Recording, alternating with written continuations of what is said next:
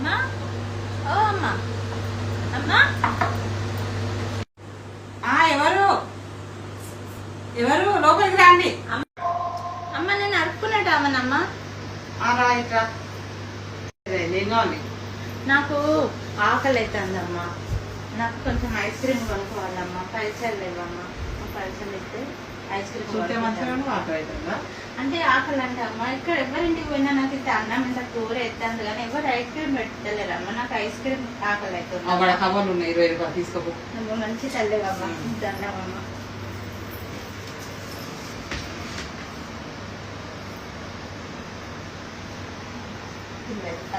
₹20 నేను చాకోబారు కొనుక్కుంటాను.